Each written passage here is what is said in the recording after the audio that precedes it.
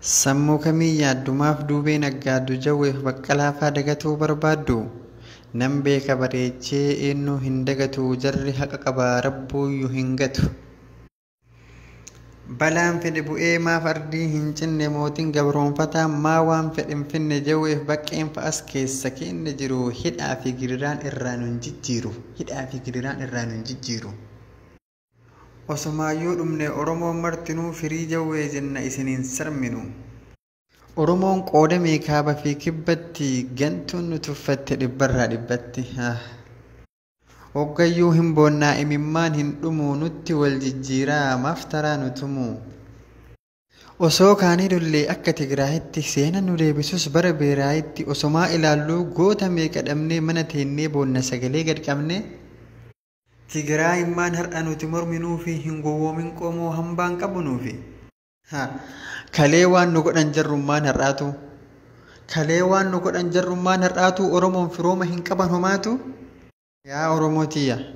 Yaa Oromootiyya maaltu nutti jira diinaa harkaan dhahin koottu gali biraa kanaa nutti argee nutti wal jijjiiraa gadi galoon hundi harka nu mucciira.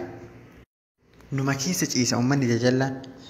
Numa keessa ciisaa uummanni jajallaan fakkeenya fudhadhumee warra asallaa sangaa haree kenna diinaaf humna tahee erga durii kana kan asiin nu gahe. Marqinee nyaachisaa feenee fi yaabbisaa kan kenna hunqifnee kan jaraa gabbisaa qabeenya Oromoo beekatiin saamsisaa hundumaa goonee fi wanta ofii qabnu jirallee foonii fi xumurri Oromoo har'a tahee wafii. Dubartiin Oromoo mee maal balleessite kaleessuma tana carreessitee garma balkumeetti isinii geessite.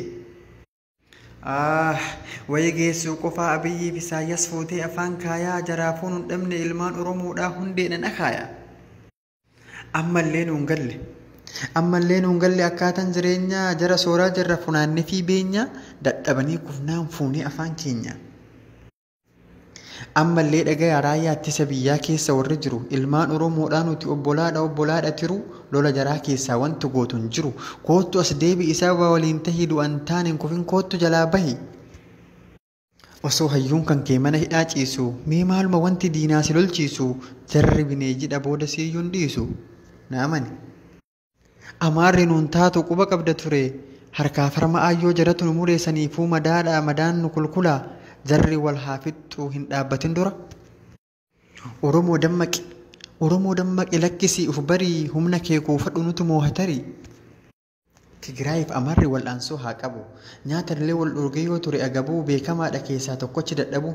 Oromoon kijammoo humna isaa kuusee kan dadhabee dhufe dhahee lafa buusee 4 kiiloo galagaa fi takka malee nurratti hin deebu abada sirni kalee. An akkana yaada halkanii guyyallee dhukkubsadhee yaada kan koo kana naaf beekan barbaada. Kennuma lolchiisaa boodammoo uf dhaadu seenaa abbaa qabu awwaaluu barbaadu. Tokko kan na gube Isaayyasiisanii isa afaan mataa mootii gowwaa argee irratti taphata. Tarsiimoon Abiyoot isarraa laallate biyyattii Itoophiyaa guutuu galaafate. Qaatuma jibbamte erguma gadhiifte daandii sakaleessaa shookaa achi nyaatte santu si macheessaa. Biyya ati har'a taankiif jeettiin tumtu kan ergamtoonni kee akkasittuu dhumtu jawwee hin gaafattu ilma seenan faayee laappitooppii takkaan hunde sii haxaa'e. Ati eessaan geettu hayyuu hidhaa kaayaa eessayyuu jiraatu jawween kenna faaya. Biyya hayyoon kalee qalamaan ceesise mootiin gowwaan dhufee duubatti deebise. Qopheessa waliluu Mu'ee Badhaasa Waaqaa.